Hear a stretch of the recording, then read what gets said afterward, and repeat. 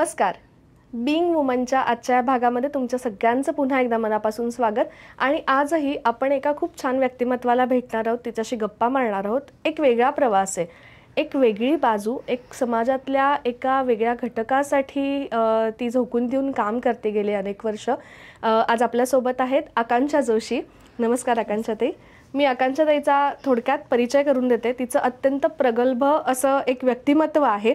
तिने MA मराठी केलं आहे, तिने कर्णबधीर मुलांच्या अभ्यासामध्ये BEd केलेलं आहे, तिने MAd केलं आहे. याशिवाय तिने ग्रंथालयशास्त्र पदविका परीक्षा ती उत्तीर्ण झालेली आहे, हिंदी राष्ट्रभाषा परीक्षा उत्तीर्ण झालेली आहे, इंग्रजी टंकलेखन परीक्षा उत्तीर्ण झाली आहे, मुद्रित शोधनाचा वर्ग तिने केलेला आहे, बाल समुपदेशन सर्टिफिकेट कोर्ससुद्धा तिने केलेला आहे. तिचा पूर्वानुभवसुद्धा एक खूप वाखाणण्याजोगा आहे. तिने अनेक शाळांमध्ये, अनेक कर्णबधीर विद्यालयांमध्ये तिने शिक्षिका म्हणून काम केलं आहे. त्याचबरोबर रेणुका स्वरूप ज्युनियर कॉलेजमध्ये ती मराठी प्राध्यापिका म्हणून देखील कार्यरत होती. आणि तिचं एक विशेष म्हणजे की तिने नोबेल पुरस्कार प्रायमरी स्कूलमध्ये लहान मुलांच्या नाट्यस्पर्धेसाठी नाटकांचं लेखन दिग्दर्शन देखील तिने केलेलं आहे. मुंग्यांची शिकवण ह्या नाटकाचं तिने लेखन दिग्दर्शन केलं होतं. आणि याचसोबत तिने अक्षर मैत्री या अध्ययन क्षमतेकडे वाटचाल, विशेष मदतीची गरज असणाऱ्या मुलांकरता तिने या पुस्तकाची प्रस्तावना लिहिली, त्याच्या मुद्रित शोधनाचं काम केलं. आणि याचबरोबर तिला अनेक पुरस्कारांनी, तिच्या प्राध्यापिका या प्रवासाला अनेक पुरस्कारांनी तिला सन्मानित करण्यात आले. अंकुर विद्यालयातर्फे तिला आदर्श शिक्षक पुरस्कार देखील मिळालेला आहे. पर्वती नागरिक स्मृती समितीतर्फे तिला उत्कृष्ट संस्था पुरस्कार मिळालेला आहे. आणि तिला रोटरी हेरिटेजतर्फे सुद्धा आदर्श प्राध्यापिका म्हणून पुरस्कार मिळालेला आहे. असं एक उत्तुंग व्यक्तिमत्व आज आपल्यासोबत आहे. आणि आता सध्या तिने आता स्वतःची एक संस्था सुरू केलेली आहे, श्री वृंदावन शैक्षणिक संस्था. त्या संस्थेअंतर्गत तिने प्री प्रायमरी स्कूल आणि डे केअर अशी तिने सुरुवात केलेली आहे. आणि खूप वेगळी बाजू आहे आणि खूप वेगळ्या समाजाच्या घटकासाठी ती काम करते. आज आपण तिच्याशी गप्पा मारूयात. आकांक्षाताई, तुझं पुन्हा एकदा स्वागत आहे. तुझं व्यक्तिमत्व आता आम्ही बघितलं, खूप काय काय काय काय काय काय तू केलेलं आहेस. आणि प्राध्यापिका म्हणून तुझा एक प्रवासही खूप वेगळ्या पद्धतीचा आहे. तर त्याबद्दल आम्हाला थोडंसं सांग ना. BA झाल्यानंतर BEd करायचं, म्हणजे MA झाले. MA मराठी, मी मुंबईची असल्यामुळे MA मराठी मुंबईतून केलं. पण मग नंतर पुण्यात आल्यावर पुढे काहीतरी करत राहणं अपेक्षित होतं. तर BEd कर्णबधिरांचं जे सुरूचं कॉलेजनी सुरू केलं, माझी दुसरीच बॅच होती. तर मी म्हटलं BEd करायचं आहे, आपल्याला मुलांना शिकवायचं आहे. तर मग ते कर्णबधिरांचं असू दे, नाहीतर नॉर्मल असू दे, असा विचार करून मी तिथे त्यावेळी ॲडमिशन घेतली. आणि म्हणजे पुणं रुचायला लागलं तेव्हापासून, असं म्हणायला हरकत नाही. कारण त्यावेळी काही मी गाडी चालवत नव्हते, बसनी प्रवास करायचा आणि लांब लांब शाळांमध्ये जाऊन तास घ्यायचे BEd करताना. म्हणजे मी जवळजवळ सकाळी 7ला बाहेर पडायचे, ते संध्याकाळी 7ला घरी पोचायचे.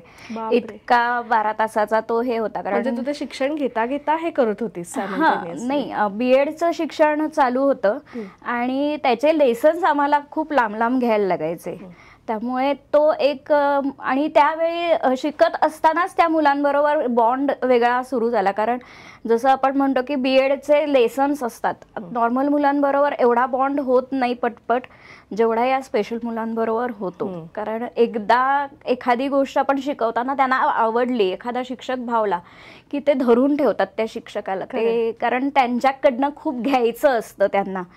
तर त्या पद्धतीने मग BEd केलं. आणि कर्णबधिरांच्या शाळेमध्ये ऑनररी म्हणून बऱ्याच शाळांनी बोलावलं. मग तिथे 6-6 महिने वगैरे काम केलं. मुलांबरोबर काम करताना मजा येते. ह्या मुलांनी थोडं जरी काही केलं तरी किती मजा आणि समाधान असतं ते तेव्हा अनुभवायला सुरुवात केली आणि कामाला सुरुवात झाली. आणि मला वाटतं तो जो अनुभव घेतो तोच ते एक्सप्रेस करू शकतो आणि त्याचं एक वेगळेपण जाणवू शकतं. पण आता तू इतका सगळा, म्हणजे तू प्राध्यापिका म्हणून अनेक शाळांमध्ये तू आत्ताही म्हणालीस की कार्यरत होती, पण हे सगळं करत असताना एक स्वतःची संस्था सुरू करावी असा विचार तुझ्या मनात कधी आला? नॉर्मल MAd केलं. BEd 14-15 वर्ष मी अंकुर विद्यामंदिर म्हणून जी स्पेशल नॉर्मल मुलांना एकत्र शिकवणारी शाळा होती तिथे मी नोकरी करत होते. मग तिथे मी सर्व पदांवर काम केलं. प्रिन्सिपल पदावर असताना असा विचार केला की आपण थोडंसं पुढे शिकायला हवं, म्हणून मी MAd केलं. तर MAd करताना असं जाणवलं की आपण करतोय काम, तर अधिक अजून काही मुलं आहेत ज्यांना गरज आहे आपली. तर तो विचार करत असताना त्या संस्थेला थोडंसं म्हणजे स्वतःच्या काही कारणाने संस्था सोडावी लागली. मग पुढे काय करायचं असं करत असताना मार्ग मिळाला.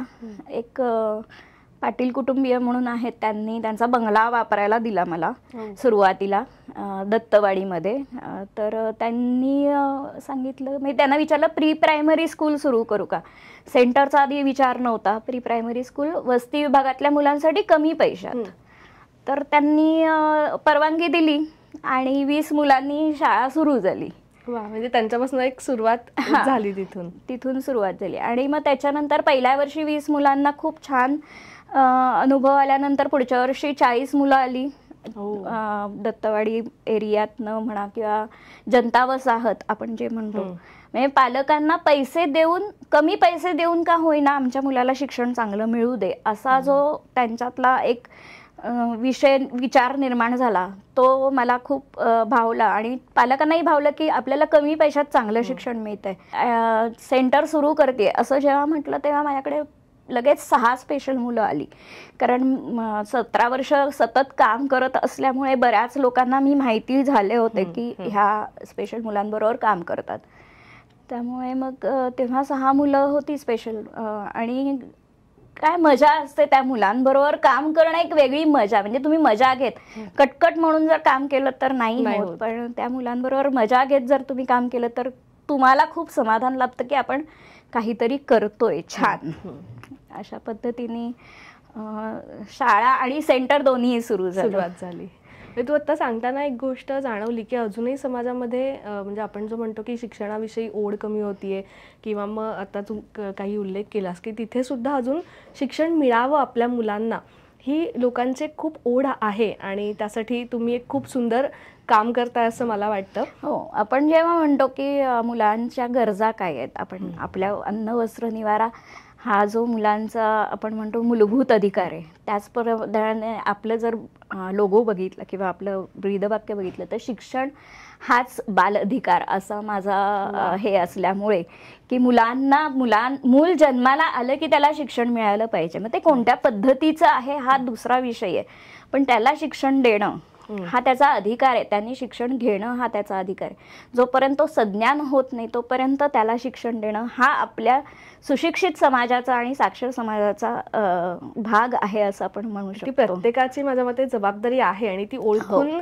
कुणीतरी पाऊल पुढे टाकलं पाहिजे, जे तू करतेस की ही. आणि एक महिला म्हणून तू सक्षमरित्या ही जबाबदारी उचललीस आणि पेललीस, ह्याच्यासाठी खरंच एकदा बिंग वुमनकडनं तुझं मी पुन्हा एकदा अभिनंदन करेन. कारण की ही कुठेतरी सुरुवात होणं गरजेचं आहे समाजामध्ये. मला विचारायचं तुला की तू हे जे सेंटर सुरू केलंस तर ह्याच्या अंतर्गत कुठल्या कुठल्या सुविधा तुम्ही उपलब्ध करून देता? आपल्याकडे लहान मुलांसाठी ज्या सेंटर म्हणजे स्पेशल मुलांसाठी आपण म्हणूया दिव्यांग सेंटर जे म्हणतो, तर एकतर आपण नॉर्मल मुलांचा प्री स्कूल चालवतो तिथल्याच वस्ती विभागातल्या मुलांसाठी. तर वस्ती विभागातल्या मुलांसाठी प्री स्कूल चालवताना आपण त्यांना युनिफॉर्म, वह्या, पुस्तकं सगळंच आपण त्यांच्या जी काही महिन्याला 1000 रुपये फी अशा फीचा एक स्ट्रक्चर आहे आणि त्या फी मध्येच आपण हे सगळं त्यांना देत असतो. म्हणजे ह्या अल्पदरातल्या फी मध्ये सुद्धा एवढ्या फॅसिलिटीज असतात. आपण त्याच्याबरोबर वर्षातून एक पिकनिक असते मुलांना, ते त्याच्याबरोबर देतो. आणि काहीही सणवार आपले जे हिंदू संस्कृतीतले जे येणारे सगळे सण आहेत ते सगळे आपण सण साजरे करत असतो. त्या सणवाराला त्या पद्धतीचा खाऊ देणं, म्हणजे आता होळी आली तर पुरणपोळी, किंवा पाडवा आहे तर चैत्री पाडव्याला आपण गुलाबजाम किंवा श्रीखंड पुरी असं आपला एक मेन हे असतो. तर तशा पद्धतीने खाणं देणं. आणि पालकांसाठी काही गोष्टी असतात, त्या पालकांसाठी पण आम्ही सतत समुपदेशन करणं, त्यांच्याशी बोलत राहणं, दर महिन्याला मीटिंग घेणं, मीटिंगमध्ये त्यांना काहीतरी वेगळं सांगत राहणं की घरात कसं आपण न्यूट्रिशन दिलं पाहिजे वगैरे अशा पद्धतीने. आणि या नॉर्मल मुलांबरोबरच स्पेशल मुलं सतत असतील ह्याचा विचार करणं. कारण त्याच वयाच्या मुलांमध्ये जेव्हा ती मुलं येतात एकत्र, बरेचदा असं होतं की हा त्रास देईल, त्या मुलांना त्रास देईल, मारेल वगैरे. तर तसं बघायला गेलं तर तसं होत नाही. कारण शेवटी लहान मुलाला हा माझा मित्र एवढंच माहिती असतं. बरेचदा बघायला गेलं तर एक आत्ता हायपर ॲक्टिव्ह मुलगा आहे शाळेमध्ये, तो सारखा फिरत असतो गोल गोल आणि इकडून तिकडे जात असतो. तर त्याला गोळ्या फार आवडतात लिमलेटच्या.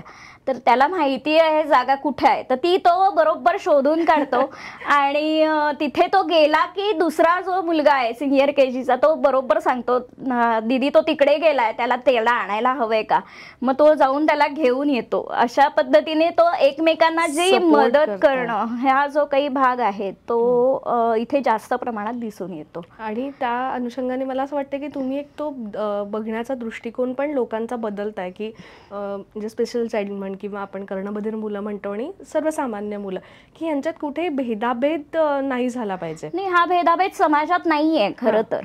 म्हणजे आता बघायला गेलं तर बाहेर आणत नाहीत मुलांना, स्पेशल मुलांना. पण पूर्वी कुठे असं होतं, पूर्वी पण काही प्रमाणात होती, आता आपल्याला जास्त प्रमाणात दिसत आहेत. कारण त्याची अनेक कारणं आहेत, आपण म्हणूयात की रेज आहेत, कम्प्युटर रेज आहेत वगैरे, ह्या सगळ्या गोष्टी, किंवा एक सर्टन ह्याच्यानंतर गुणसूत्रांमुळे परत म्हणतो पिढीमध्ये येतं. तर ती कारणं आहेत, त्याचा विचार केला पाहिजे. पण अदरवाईज पूर्वीच्या काळी हा समाजच आहे ना, ही समाजाचीच एक व्यक्ती आहे. मग ती व्यक्ती जसं आपण म्हणतो की हाताला 5 बोटं सारखी नाही आहेत, लहान मोठी आहेत, तसाच हा पण एक बुद्धीचा भाग आहे असं आपण म्हणून जर त्यांच्याकडे पाहिलं तर ते जास्त आनंददायी असतं. तुमचा दृष्टिकोन सकारात्मक असणं त्या गोष्टीकडे बघणं महत्त्वाचं आहे. या मुलांना हँडल करताना काही डिफिकल्टीज किंवा काही असं वेगळं काही त्याच्यासाठी करावं लागतं का? म्हणजे हा एक उत्सुकतेचा भाग म्हणून आमचा, कारण की नॉर्मल मुलांना सांगणं हा भाग खूप वेगळा असतो आणि त्यातून तुझी प्री प्रायमरी स्कूल आहे, म्हणजे त्या वयातली मुलं तर काय अल्लड असतात माहिती आहे, कारण त्यांचं बागडायचंच वय असतं. तर त्यांना हँडल करताना संस्थेमार्फत काही काळजी घेतली जाते किंवा कशा पद्धतीने त्यांचं संगोपन केलं जातं? आपण एक नॉर्मल मुलांबरोबरच या मुलांना बसवत असतो, त्यामुळे संपूर्ण संस्थेमध्ये म्हणजे जिथे प्रिमायसेस आहे तिथे आपण CCTV लावलाय. सगळ्यात महत्त्वाचं हल्ली आपण जे म्हणतो की काहीही असलं तरी तो एक हे असतो की लक्ष आहे की नाही, किंवा आपल्याला काही पुढे मागे की ह्या मुलांना कोणी काही त्रास नाही ना देते हे बघणं त्या दृष्टीने. आणि शिक्षकांना वेगळ्या पद्धतीने सांगत राहणं की हे असं करा, अशा पद्धतीने त्यांना हँडल करा, ते सतत सांगावं लागतं. एक 15-20 दिवसांनी प्रत्येक शिक्षिकेशी बोलून हा कसा वागतोय, त्याचं काही वेगळं चालू आहे का, किंवा काय फीडबॅक घेत राहणं हा एक त्याच्या मागचा महत्त्वाचा हे आहे. आणि काही वेळेला असं कठोर व्हावं लागतं, आपण म्हणतो की कठोर होणं गरजेचं असतं, त्याचं आई कठोर होत नाही. आता हे एकच मूल स्पेशल घरी असतं त्यामुळे आई पटकन कठोर होत नाही, जाऊ दे फिरतंय ना फिरू देत घरात, असं होतं. पण त्याला एका जागी जर बसायला आपल्याला शिकवायचं असेल तर कधी कधी खुर्चीत बसून पोटाला ओढणीने बांधून ठेवणं एक 10-15 मिनटं, तर ते अशा काही गोष्टी आहेत की ज्या आपल्या मनाला कधी कधी पटत नाहीत, पण ह्या स्पेशल मुलांसाठी आम्हाला त्या कराव्या लागतात. आणि त्याचा परिणाम असा होतो की सुरुवातीला एक मुलगा यायचा, तो सतत असा फिरायचा आणि मग आम्ही त्याला 4 खुर्च्यांवरती बसवायला सुरुवात केली की तो तिथून उतरू शकत नव्हता.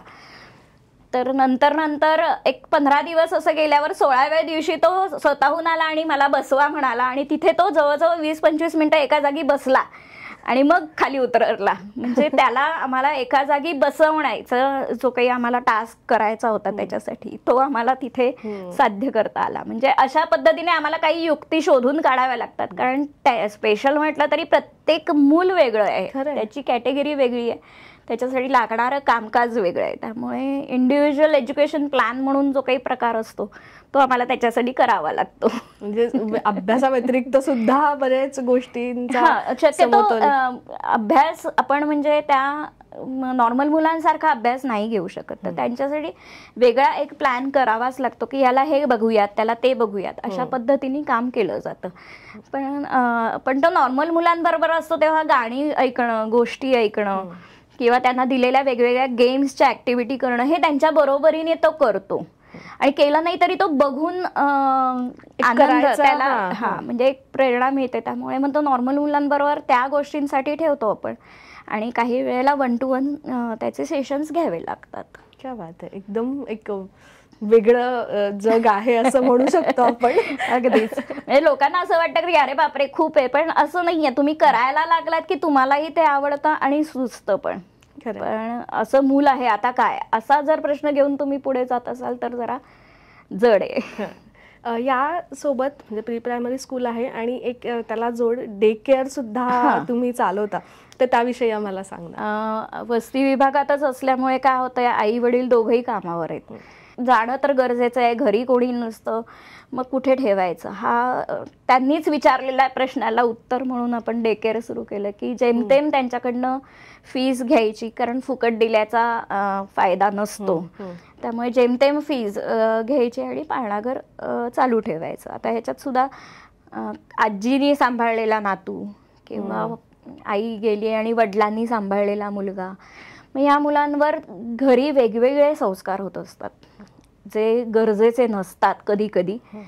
तर इथे पाळणाघरात असले तरी सुद्धा मग वेगवेगळे आपण जे म्हणतो की आपले श्लोक शिकवणं, छान गोष्टी सांगणं, ज्यातनं त्या मुलांना काहीतरी प्रेरणादायक मिळेल, अशा पद्धतीने आपण काम करतो. अजून खाणं पाणी आपण शाळेतनं सुरू नाही केलंय, पण ते जे देतात घरून डबे ते गरम करून त्यावेळी खायला घालणं, स्वतःच्या हाताने दिलेले डबे तुम्ही पुन्हा तुमच्या इथे गरम करून व्यवस्थित खायला देणं. म्हणजे गार अन्न खाल्लंय तर हे नको, अशा म्हणजे त्याच्या पौष्टिकतेकडे पण लक्ष दिलं जातं. आणि छान म्हणजे त्यांना काय म्हणतो आपण संरक्षित वाटेल अशा पद्धतीचं वातावरण पाळणाघरात आहे. म्हणजे एक आई वडील पण थोडेसे निर्धास्त म्हणून, किंवा जसं तू आता काही उदाहरणं दिलीस की आजी असेल घरी तर तीही थोडीशी रिलॅक्स की व्यवस्थित सुरक्षित ठिकाणी. आता आजी त्या नातवासाठीच कामाला जाते की मला या नातवाला वाढवायचंय पुढे, तर त्याचं शिक्षण पुढे करण्याच्या दृष्टीने मग आत्तापासूनच त्याला खूप पैसे खर्च करण्यासाठी तयार नसतात पालक, किंवा त्यांच्याकडे नसतात, असा दोन्ही एक हे असो. मग त्यांना खूप समजावून सांगायला लागतं की असं करा तसं करा, ह्या गोष्टींकडे लक्ष द्या. आणि खुश असतात मग पालक की तुम्ही काहीतरी चांगलं सांगताय आणि आम्हाला त्याचा फायदा होतोय. याचाच धरून तुला की काही अनुभव असे तुला पालकांकडनं फीडबॅक किंवा असं काही एखादा अनुभव आहे का की जो कायम खूप लक्षात राहिला, की एखादा मुलगा आलाय किंवा त्याच्या आई वडिलांच्या बाबतीतनं तुला एखादा मिळालेला फीडबॅक? आत्ता म्हणजे एक पाळणाघरात स्पेशल मुलगा येतोय, माइल्ड ऑटिस्टिक आहे तो. गेले 3-4 वर्ष माझ्याकडे आहे. म्हणजे तो नॉर्मल स्कूलमध्ये आहे, पण त्यातनं त्यांना फार हे नाही देत आहेत, काय म्हणतो आपण फीडबॅक चांगला नाही आहे फारसा. कारण नॉर्मल मुलांबरोबर एवढा एक मुलाला सांभाळणं तसं कठीण जातं शिक्षकांना. तर मध्ये त्यांना असं झालं की आता आपण शाळा बदलूया का, आपण स्पेशल स्कूलला घालूया का वगैरे. तर मी म्हटलं थांबा, आपण त्या प्रिन्सिपल सरांशी जाऊन बोलूया, मी येते पाहिजे तर. आपल्याकडे गव्हर्नमेंट GR आहे की अशा मुलांना काढून टाकू नका. ते काढवायला तयार नव्हते, पण ह्यांचंच काहीतरी चाललं होतं की सतत हा मागे मागे दिसतोय. म्हटलं असं करू नका, तो मागेच दिसणार आहे आपल्याला. म्हणजे शाळेचं पण प्रबोधन आणि पालकाचं पण प्रबोधन असं दोन्ही मला त्यावेळी करावं लागत होतं. आणि त्यांनी 2 वर्ष तिथे आत्ता ठेवल्यामुळे तो आता 3रीमध्ये आहे तर तो त्या मित्रांबरोबर असतो. म्हणजे बऱ्याच गोष्टी तो नॉर्मल पद्धतीने, म्हणजे सुरुवातीला आला तेव्हा अजिबात बोलत नव्हता आणि आता इतका बोलतोय की आई किंवा बाबा म्हणतात त्याला आम्हाला गप्प बस म्हणायची वेळ येते.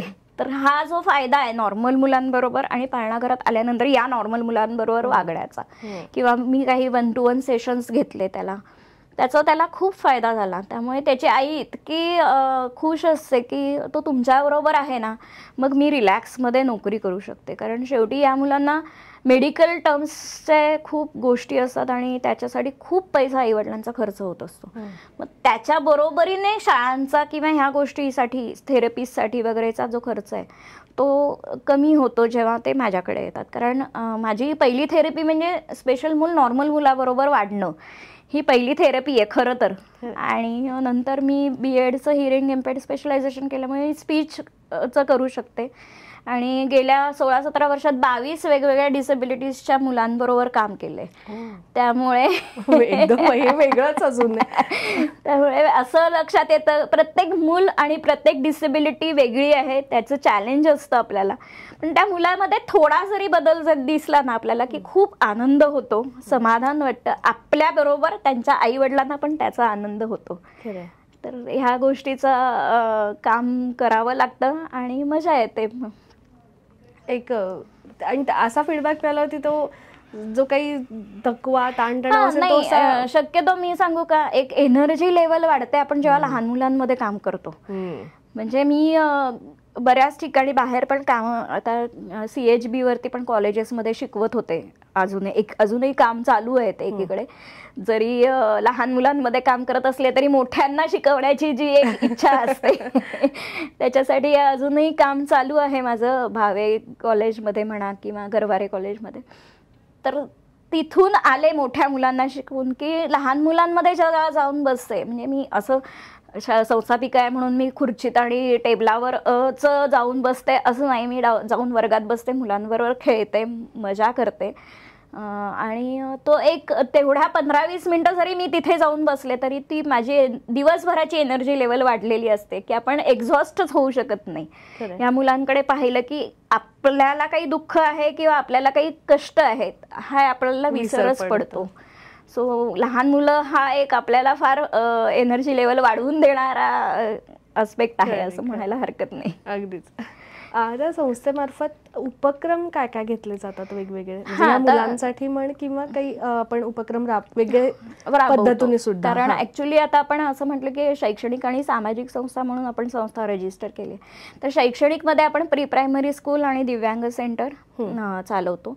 सामाजिक मध्ये आपण पाळणाघर आणि मी मध्ये ट्युशन्स घेत होते, अजूनही चालू आहे ट्युशन्स, की कमी पैशात शिक्षण. म्हणजे त्याच मुलांना आपण तिथे नाही, बाहेरच्या शाळांमधल्या पण काही मुलांना, कारण आता करोना नंतर खूप मुलांचा असा प्रॉब्लेम आला की वाचनच येत नाहीये, लिखाणात डिजिटली सगळं झाल्यामुळे तो. तर त्या मुलांसाठी मग त्या पालकांना फी देणं फार कठीण जातं, मग त्यासाठी आपण ते काम करतो. आणि दुसरं म्हणजे मेडिकल कॅम्प आपण घेतो. दत्तवाडीकरांसाठी असा म्हणून एक मेडिकल कॅम्प आहे आपल्याकडे, की आपण दर 2 वर्षांनी तो मेडिकल कॅम्प ऑर्गनाईज करतो. त्याच्यात आपण फ्री चेकिंग असतं सगळं. त्याच्यानंतर ग्लोबल हॉस्पिटल आपल्याला ह्यासाठी मदत करतात, तिकडचे डॉक्टर्स येतात आणि जवळजवळ 400 ते 450 लोक येऊन ह्याचा फायदा घेऊन जातात. म्हणजे आजूबाजूचे म्हातारे कोतारे आपण म्हणूया, आजी आजोबा, तरुण काही लोक, तेही येऊन जनरल रॅन्डम शुगर किंवा असं जे काही आपल्याला चेकिंग लागतं की सतत म्हणजे आपलं आरोग्य चांगलं राहावं हे दाखवण्यासाठी जी काही गोष्ट आहे ती आपण त्यामार्फत करत असतो. आणि ह्याच्याच बरोबरीने पालकांसाठी पण आपण काही स्पर्धा घेतो, शाळेतल्या पालकांसाठी घेतो. त्याच्यानंतर दत्तवाडीतल्या महिलांसाठी आपण 2-3 वर्ष झाली हळदी कुंकू हा कार्यक्रम ठेवतोय. त्याच्यात होम मिनिस्टरचा काय पैठणीचा खेळ आवडीचा असतो बायकांचा. त्यानिमित्ताने सगळ्या आजूबाजूच्या बायका येतात, ओळख होते आणि त्यांना कळतं की ही संस्था इथे काहीतरी काम करते. तोही एक हे असतो आणि तेव्हा बोलता येतं, त्यांच्याशी संभाषण होतं की आपल्याला काय काय करायचंय किंवा तुम्ही काय करू शकता, अशा पद्धतीचं एक संभाषण होतं. त्याला सुद्धा साधारण 200-250 बायका, छान असा तो एक माहोल असतो. आणि म्हणजे संस्था आहे, संस्थेत जाऊन काम करूया, मुलांसाठी काहीतरी इथे चांगलं घडतंय, अशा पद्धतीने आपण तोही कार्यक्रम घेतो. मध्ये आता 2 गोष्टी अशा होत्या की करोनामुळे सगळ्यांनाच प्रॉब्लेम आला होता, म्हणून आता 2 मध्ये कार्यक्रम मी हे केले. आई रिटायर होते आणि ह्याचा कुटुंब रंगलंय काव्यात. काही प्रमाणात मी ह्याच्यासाठी डोनेशन्स खरं तर उभं करायचं होतं, कारण करोनामुळे बॅकलॉग झाला होता. पण ह्याच्यातून सुद्धा मी काय केलं की काही तिकीटं जी होती ती पालकांसाठी आणि दत्तवाडीतल्या लोकांसाठी फ्री ठेवली होती, की त्यांनी पण ह्या गोष्टी येऊन बघाव्यात, एन्जॉय कराव्यात. कारण हल्ली बरेच जण सिनेमा हॉलमध्ये बरेचदा जाताना आपण पाहतो की हे लोक म्हणजे, कारण मुलांकडनं आम्हाला फीडबॅक मिळत असतो, आज आम्ही हा पाहिलाय सिनेमा किंवा टीव्हीवर हे लावलं होतं, हे कळतं. पण नाट्यगृहात जाऊन बघणं ते जरा कठीण आहे असं जाणवलं. तर त्या दोन्ही गोष्टी जेव्हा आम्ही नाट्यगृहात ओपन करून दिल्या तर पालकांना इतका आनंद झाला की तिथले जवळजवळ आपले 100 लोक त्या कार्यक्रमांना आले होते आणि मग त्यांनी फीडबॅक दिला की आम्हाला परत कधी असेल तर सांगा, आम्ही पैसे देऊन येऊ. ती बघितल्यामुळे कळली त्याचं काय आहे. तर हा जो काही एक आस्पेक्ट असतो की आपण काहीतरी नवीन देताना फ्री दिलं आणि नंतर त्यांना सांगितलं की ह्याला पेमेंट आहे, तर ते घ्यायला तयार असतात, कारण त्याचा बेनिफिट काय आहे किंवा त्याचा चांगलेपणा काय आहे हे त्यांना समजतं. तर हा एक अजून एक प्रबोधनाचा किंवा हा भाग आहे. अजूनपर्यंत पालकांसाठीच मी 2-3 गोष्टी करते, म्हणजे LIC आपलं जे आहे किंवा मेडिक्लेम करणं वगैरे, हा जो काही त्यांना माहिती नसलेला किंवा आईचं बँकेत खातं नसणं, वडिलांचं आहे आईचं नाही आहे, मग आई कुठेतरी तांदूळाच्या डब्यात पैसे ठेव, अजूनही काही बायका हे करताना दिसत आहेत. पण मग ते 100 रुपयेच राहतात ना हो. तुम्ही जर बँकेत ठेवलात तर त्याच्यावर 1 रुपया तरी व्याज पडेल तुम्हाला, म्हणजे तुमची वाढ होणार आहे पैशांची. तर त्याच्यासाठी सुवर्णयुग सहकारी बँकेचे काही पदाधिकारी येतात, ते चर्चा करतात, ते सांगतात. आणि आतापर्यंत एक 10-12 खाती निघाली आहेत सुवर्णयुगमध्ये आणि त्याचा फायदा करून घेत आहेत. त्याची माहिती पोचली की त्यांना त्याचं महत्व कळलं जातं आणि ते सांगण्याचं काम तू करतेस. आणि कदाचित हे तुम्ही आईला समजून सांगितल्यामुळे आपसुकच ते तिच्यापासनं किंवा तिच्या घरामध्ये सुद्धा ते बदल घडायला सुरुवात होईल आणि तिच्यापासून ते तिच्या मुलांपर्यंत सुद्धा जाऊ शकतो. आपण म्हणतो की स्त्री, एक मुलगी शिकली प्रगती झाली, त्याच धर्तीवरती आई शिकवली की घर कुटुंबापर्यंत पोहोचणार. अशा पद्धतीने मला वृंदावनचे USP पॉइंट ऐकायला आवडतील. म्हणजे वृंदावन हे वेगळं का आहे? एक वृंदावन वेगळं आहे वेगळं आहे म्हणजे हाच एक आहे की कोणालाही परवानगी आहे यायला. म्हणजे कोणत्याही कॅटेगरीच्या मुलाला आपण तिथे प्रवेश देतो, असं आपण पटकन नाकारत नाही. तो कोणत्या ह्याच्यात बसतोय, एकतर प्रीस्कूल आपल्याला नेहमीप्रमाणे गव्हर्नमेंटच्या ज्या काही नॉर्म्स आहेत त्याप्रमाणे आपण टर्म्स प्रमाणेच चालवतो. पण त्याशिवाय आपल्याकडे दिव्यांग सेंटर आहे, पाळणाघर आहे, ट्युशन्स आहे. तर त्याच्यात त्याला कुठे आपण अकोमोडेट करू शकतो, त्याची काय गरज आहे, त्याच्या गरजेप्रमाणे आपण त्याला अकोमोडेट करून घेतो आणि पालकांना समाधान देतो की तो इथे आलाय म्हणजे त्याच्यात बदल निश्चित घडेल. तर हा एक समाजात मोठ्या प्रमाणात आपण काम करण्यासाठी घेतलेला ध्येयाचा हे आहे म्हणून यात हरकत नाही.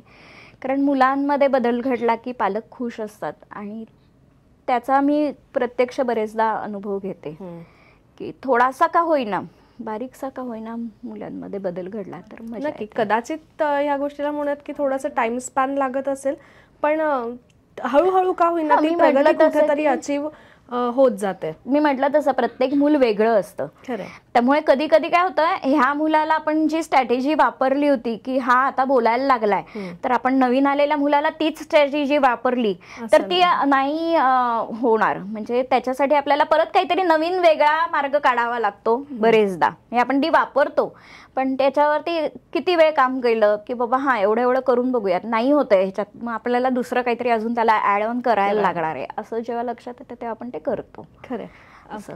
आणि आता वृंदावनमध्ये जर ऍडमिशन घ्यायची असेल किंवा आता एक हे बघितल्यानंतर सर्वसामान्यांच्या डोक्यात येऊ शकतं की कुठल्या एज पासनं मुलं तिथं येऊ शकतात? 2 वर्षापासून आता प्री स्कूलला हवं असेल तर 2 ते 6 हा वयोगटच आहे आपला. प्रत्येक वर्षाप्रमाणे तिथे ऍडमिशन मिळेल. म्हणजे play group, mini KG, junior KG आणि सिनियर KG असा आपला ऍडमिशनचा क्रायटेरिया आहे.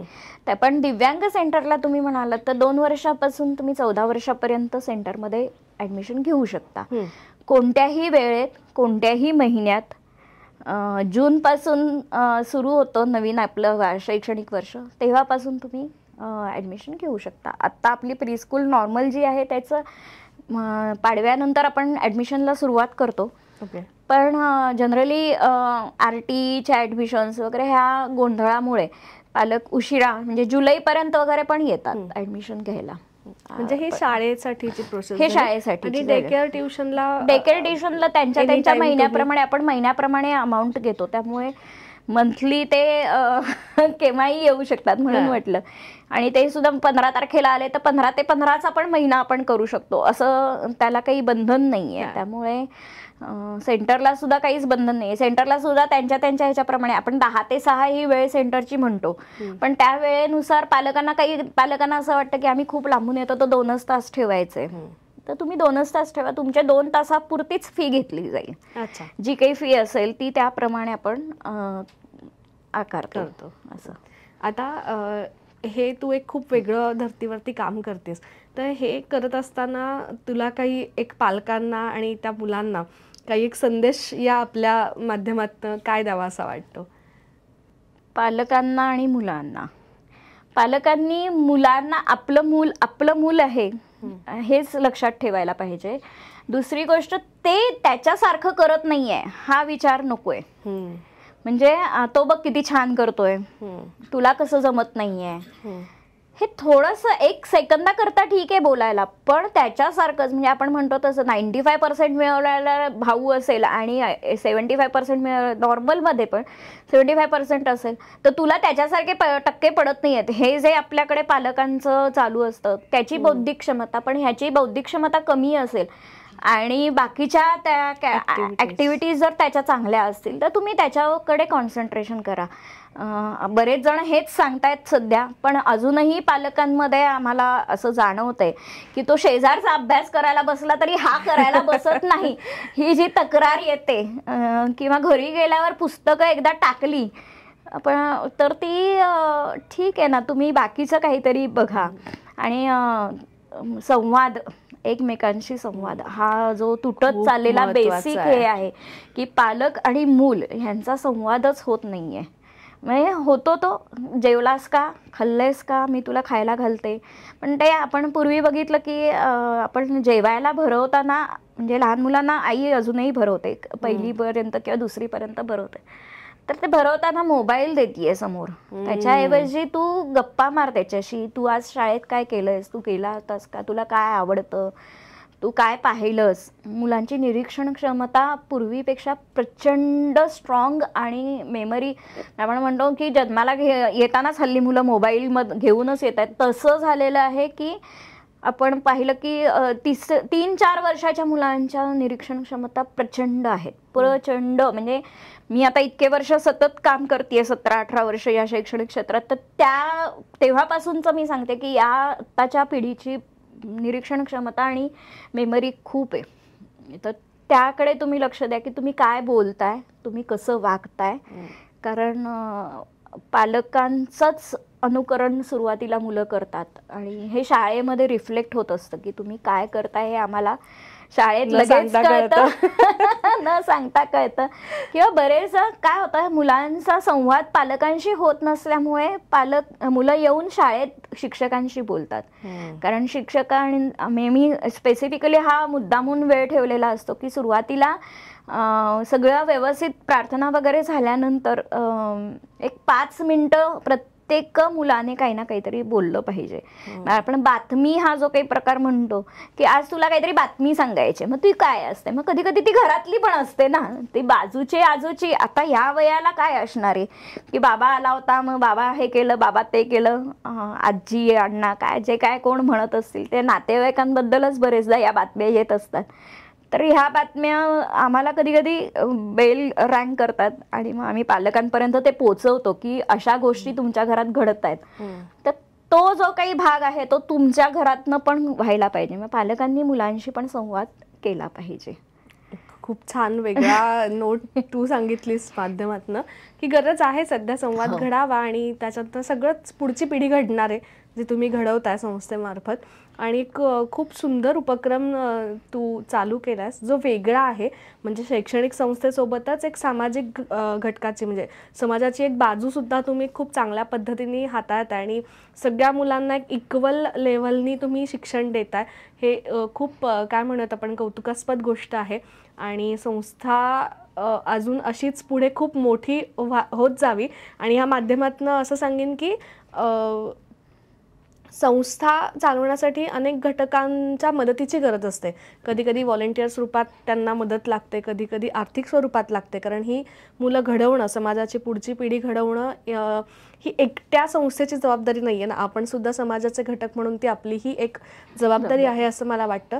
तर आपल्यालाही जर काही अशा संस्थांना मदत करता आली, जर वृंदावन शाळेला तुम्हाला कोणाला हा व्हिडिओ ऐकताना असं वाटलं की संस्थेसाठी काहीतरी करावं, तरी सुद्धा मी आवर्जून या माध्यमातून तुम्हाला असं सांगू इच्छिते की आपण करू शकतो आणि आपण करूयात, असं एक मला आपल्या आजच्या प्लॅटफॉर्ममधनं तुम्हाला सगळ्यांना एक छोटंसं आव्हान करावं असं वाटतं, असं मी म्हणेन. संस्था रजिस्टर असल्याने आणि ATG पण आहे, पण माझं म्हणणं आहे की तुम्ही आर्थिक मदत करताना सुद्धा संस्थेला भेट जरूर द्या आधी, आणि संस्थेचं काम समजून घ्या आणि मग आर्थिक भेट द्यायची आहे का व्हॉलेंटियर काम करायचे, हा तुमच्याकडनं आलेला चांगला फीडबॅक असेल. त्यामुळे तो ठरवून तुम्ही मदतीला नक्की या. नक्की, म्हणजे कुठेही ब्लाइंडली सुद्धा मदत करू नका. हाही एक खूप महत्त्वाचा संदेश आहे की नुसतं सांगतो तुम्ही व्हिजिट करा, काम बघा आणि तुम्ही नक्कीच त्यांना तुम्हाला ज्या स्वरूपात शक्य आहे तशी मदत करू शकता. आणि एक खूप सुंदर एक कार्य, आणि एक महिला म्हणून तू एक खूप वेगळ्या रीतीने स्वतःलाही घडवलंस आणि आता तू मुलांनाही घडवतीयस. आणि एक खूप छान उत्तुंग व्यक्तिमत्व तू घडवलंस की जे आजच्या अनेक महिलांना प्रेरणादायी ठरेल. की आज तू एक 30 ओलांडल्यानंतर सुद्धा एक खूप छान पद्धतीने संस्था सुरू केलीस आणि आज तुझ्या एजनुसार तू असते सगळं काम पुढे निभावून नेतेस. हे खूप अप्रिशिएट आहे. त्यासाठी तुझं पुन्हा एकदा मनापासून अभिनंदन. आणि तुझ्या या व्यस्त वेळातून तू आज आमच्याशी हा संवाद साधलास आणि एक खूप छान बाजू माध्यमातून सगळ्यांपर्यंत पोहोचवलीस, त्यासाठी तुझे मनपूर्वक धन्यवाद. बघितलं, ठरवलं ना तर काही करू शकता. आज अनेक वर्ष तिने प्राध्यापक म्हणून नोकरी केली, प्राध्यापक म्हणून काम केलं आणि त्याच्यातनं एक स्फूर्ती आली की नाही, अजून काहीतरी आपण केलं पाहिजे, अजून काहीतरी आपण घडवू शकतो. हे तिने ते करताना वयाचा विचार केला नाही की आता माझं वय झालंय तर मी थांबीन किंवा आता मी नाही करणार. तर तिने त्या पॉईंटपासून सुरुवात केली. सुरुवात केल्यानंतर मार्ग आपोआप दिसायला लागले आणि आज तिने इतकी छान संस्था उभी केली आहे. हा आपल्या सगळ्यांसाठी पण एक संदेश तिने आजच्या माध्यमातून दिला की समाजातल्या प्रत्येक घटकाकडे एका सकारात्मक दृष्टिकोनाने बघा आणि सगळ्यांसाठी एक आपण सुद्धा त्या समाजाचा घटक आहोत आणि त्या समाजासाठी त्या समाजाचं सुद्धा आपण काहीतरी देणं लागतो. या भावनेतनं काम केलं तर नक्कीच आपल्याला त्याचं फल खूप छान मिळतं. या आजच्या नोटवरतीच इथे थांबूयात आणि वृंदावन संस्थेचे आम्ही सगळे डिटेल्स खाली डिस्क्रिप्शनमध्ये देतोय. तुम्ही नक्की त्यांना संस्थेला तिच्या व्हिजिट करू शकता आणि काम बघू शकता. पुन्हा भेटूयात असाच एक खूप छान एपिसोड घेऊन. तोपर्यंत बाय.